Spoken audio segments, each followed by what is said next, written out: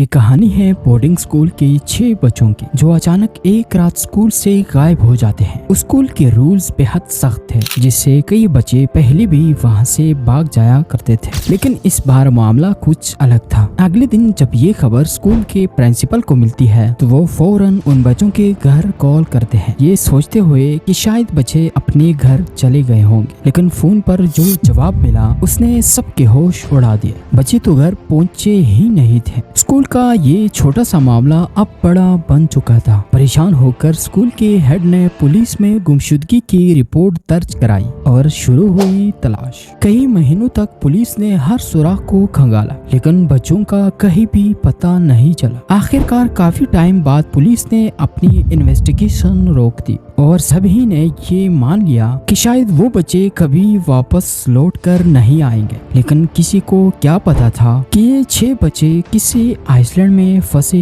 होंगे, जहां वो अपनी जान बचाने के लिए पूरे 15 महीनों तक लगातार कोशिश करने वाले थे। यहाँ आप लोगों से एक छोटी सी दरख्वास्त है कि वीडियो में आगे बढ़ने से पहले चैनल को सब्सक्राइब जरूर कीजिएगा। दोस्तों, वो आइसलैंड था तो बहुत खूबसूरत, लेकिन हकीकत में वहाँ ना कोई खाना था और ना पीने का पानी। हर दिन के साथ उनकी उम्मीदें टूट रही थी और अब वो ये सोचने लगे थे कि शायद उन्हें वहाँ हमेशा के लिए रहना पड़ेगा। परिंदों के अंडों और कच्चे गोश्त खाने से पेट भरते, लकड़ियों से झोंपड़ी बनाते और हर रोज पहाड़ों पर जाकर गुजरने वाली किसी कश्ती को देखकर बचने के उम्मीद में आग जलाते और अपनी जिंदगी के सबसे मुश्किल दिन गुजार रहे थे। दोस्तों, कहानी की शुरुआत होती है 1965 से, जब टोंगान की एक बहुत बड़े बोर्डिंग स्कूल से 6 बच्चे अचानक गायब हो जाते हैं। आपने बोर्डिंग स्कूल के बारे में मूवीज में बहुत बार जरूर देखा होगा, जहां बच्चों को सुबह टाइम पर उठना पड़ता है, रूल्स को फॉलो करके अपनी लाइफ जीनी पड़ती है, हर चीज को सही तरीके से करना होता है और वहाँ के डिसिप्लिन काफी सख्त होते हैं। तो इसी चीज से स्कूल के 6 बच्चे भी तंग आ चुके थे। उन बच्चों के नाम थे लुक, स्टीफन, साइन, डेविड, फेकिटवा एंड मेनू,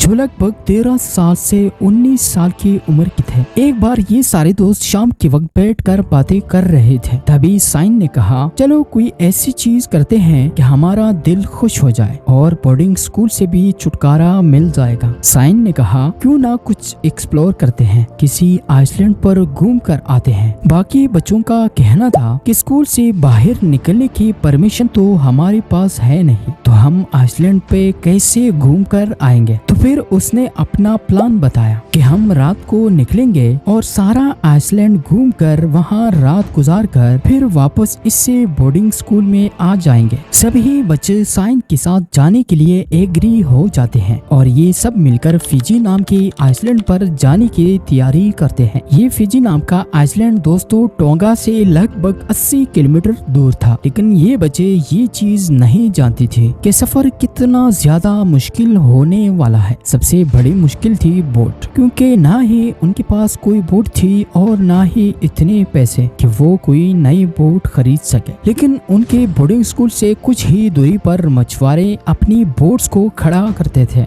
फिर वो प्लान बनाते हैं कि क्यों ना कुछ ऐसा किया जाए कि मछुआरों का बोट चुरा लेते हैं, रात को घूम कर आएंगे और फिर सुबह आकर उन्हें ये बोट वापस लुटा देंगे। रात को जब सभी बच्चे सो गए तो इन लोगों ने मिलकर वहाँ से खाना चुराया, फिर सीधा बोट्स वाली जगह पर पहुँचते हैं और बोट्स चुरा लेते हैं और अपने फिजी आइसलैंड के लिए रवाना हो जाते हैं। लेकिन सबसे बड़ी प्रॉब्लम ये थी कि उनके पास ना कोई मैप था और ना ही कोई कंपास। इन चीजों के बिना समंदर में सही रास्ते पर जाना ना के बराबर है। इसके बाद सभी बच्चों को नींद आने लगी और एक एक करके ये सभी सो गए। ये बात तो आपको पता होगा कि रात के वक्त समंदर बिल्कुल भी खामोश नहीं होता। बड़ी बड़ी लहरें हवा में उड़ती हुई दिखाई दे रहे थे। ये बड़ी बड़ी लहरें जब उनके बोट से टकराई तो सभी बच्चों की आंखें खुल गई। फिर ये बच्चे कोशिश करते हैं कि किसी न किसी तरह वो बोट को को हैंडल कर सके और सही जगह पहुंच सके। लेकिन लहरों की वजह से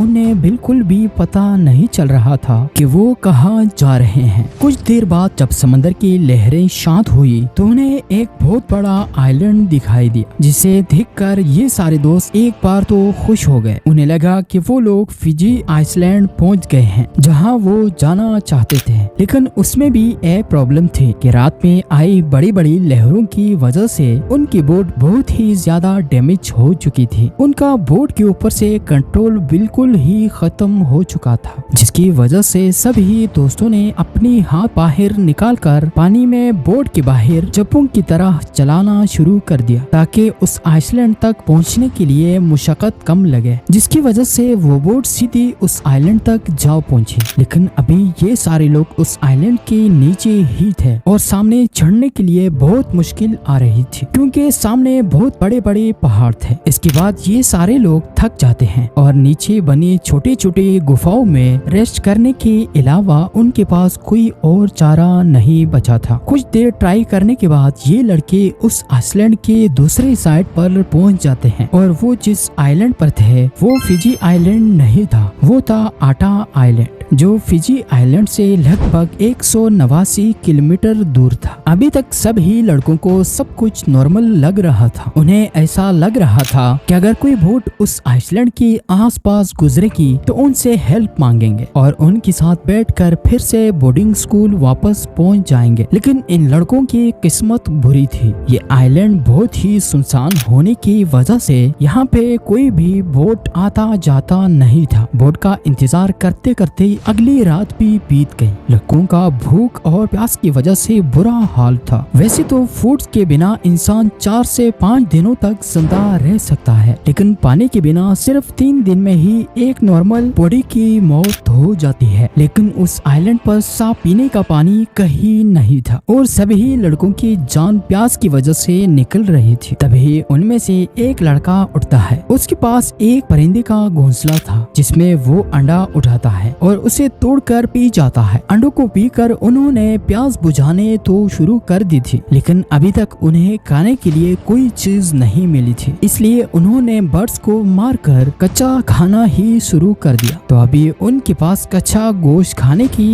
अलावा कोई और रास्ता नहीं बचा था। अब आप जरा सोचें, उन बच्चों के लिए वो कच्चा गोश्त खाना कितना मुश्किल रहा होगा, क्योंकि कुछ लड़कों को कच्चा गोश्त खाने की वजह से उल्टियाँ हो रही थी। फिर भी जब बचने का कोई चारा नहीं बचा तो वो लोग कच्चा गोश्त खाना शुरू कर देते हैं। इन बच्चों को इस आइसलैंड पर रहते हुए कई दिन बीत चुके थे। वो लोग ऐसे ही परिंदों को खाकर और अंडों को पीकर अपना गुजारा कर रहे थे, इस उम्मीद में कि किसी न किसी दिन कोई जहाज इस आइसलैंड के आसपास गुजरेगा और फिर वो अपने घर वापस लौट जाएंगे। लेकिन उनके ये सोच सिर्फ सोच ही बनकर रह गई। वहाँ से अभी तक कोई नहीं गुजरा और वो एक तरह से इस आइलैंड पर ट्रैप हो चुके थे। देखते ही देखते कई महीने उन लड़कों को वहाँ रहते हुए हो गए थे, लेकिन अभी तक ना कोई बोट और ना ही कोई जहाज वहाँ से गुजरा था। अभी तक सारे बच्चे ये मान चुके थे कि वो अब घर वापस कभी नहीं लौट सकते हैं। अभी उन्हें अपनी आखिरी जिंदगी यही बिताने पड़ेगी। और दूसरी साइड टोंगा में उनके पेरेंट्स भी ये चीज मान चुके थे कि हमारे बच्चे कभी वापस लौट कर नहीं आ सकते। और दूसरी साइड टोंगा पुलिस ने भी अपनी इन्वेस्टिगेशन बंद कर दी थी और ये सारे लड़के उस आइलैंड पर जिंदा रहने के लिए सरवाइव कर रहे थे। फिर एक दिन स्टीफन और लुक मिलकर परिंदे पकड़ रहे थे, तो लुक 2 परिंदों को पकड़ लेता है, पर स्टीफन के हाथ अभी तक कुछ नहीं लगा था। लुक स्टीफन से बोलता है कि चलो वापस चलते हैं, लेकिन स्टीफन की नजर पड़ती है एक बहुत बड़े परिंदे पर, तो वो उसे पकड़ते पकड़ते स्टीफन उस आइलैंड से नीचे गिर गया। खुशकिस्मती से उसकी जान तो बच गई, लेकिन उसकी एक टांग टूट जाती है। बाद में सब लोग स्टीफन को उठाकर ऊपर तो ले जाते हैं, लेकिन स्टीफन टूटी हुई पैर के साथ अपनी साथियों की मदद नहीं कर सकता था। स्टीफन की हालत बिगड़ती जा रही थी, उसकी टांग टूट चुकी थी और दर्द बर्दाश्त से बाहर था। उन बच्चों के पास ना कोई दवा थी, ना कोई मरहम और ना ही कोई एक्सपीरियंस जिससे उसका दर्द कम किया जा सके। वो दिन रात अपनी चोट की वजह से तड़पता रहा, लेकिन तभी उनमें से एक लड़की को एक तरकीब सूझी। उसने लकड़ी और पत्तों से स्टीफन की टांग को बांध लिया और धीरे धीरे कई दिनों में स्टीफन की टांग ठीक होने लगी। वक्त के साथ बच्चों ने उस आइलैंड पर जिंदा रहने के लिए नई तरीके सीख लिए। उन्होंने आग जलाना सीख लिया। अब वो कच्चा गोश्त नहीं बल्कि पका कर खा सकते थे। आग से एक और फायदा हुआ, अब उन्हें हर वक्त किसी जहाज का इंतजार करते हुए पहाड़ी पर बैठने की जरूरत नहीं थी। आग का धुआं दूर से दिखाई देने लगा, जिसे कोई भी गुजरती हुई बोट उससे देख सकती थी। वक्त गुजरता गया और इन बच्चों ने इस खौफनाक आइसलैंड पर अपनी छोटी सी दुनिया बसा ली। उन्होंने लकड़ियों और पत्तों से झोंपड़ियां बना ली, पानी जमा करने के लिए पैरों का इस्तेमाल करना सीख लिया और यहाँ तक कि मुर्गियां भी ढूंढ निकाली। अब तो उनके पास कुछ पुराने चाकू भी थे, जिससे ये आइलैंड उनके लिए एक घर जैसा बन चुका था। लेकिन मन में अभी भी एक आस थी घर लौटने की। फिर एक दिन जब आस धुंधली लगने लगी थी, तब ही स्टीफन की नजर समुद्र में दूर जाती हुई एक बोट पर पड़ी। वो पत्तों को जलाकर धुआं करने लगे और हाथ हिलाकर इशारा करने लगे। बोट पर सवार पीटर नाम के शख्स ने जब दूरबीन से देखा तो उन्हें स्टीफन दिखाई दिया। पहले तो उसे लगा कि ये यहाँ का कोई रहने वाला इंसान होगा, क्योंकि इतने लंबे अरसे से वहाँ रहने की वजह से बच्चों का पहनावा भी बदल चुका था। लेकिन जब उसने करीब से देखा तो वो ये समझ गए कि ये वही लापता बच्चे हैं और फिर नजदीक जाकर पीटर ने उनकी मदद की। पीटर ने इस कहानी को दुनिया के सामने रखा और ये खबर जंगल की आग की तरह फैल गई और ये कहानी काफी मशहूर भी हुई, जिसकी वजह से उस कहानी पर एक फिल्म भी बनाई गई, जिससे मिलने वाली कमाई से कुछ हिस्सा पीटर को भी मिला, जिसने ये कहानी दुनिया तक पहुंचाई।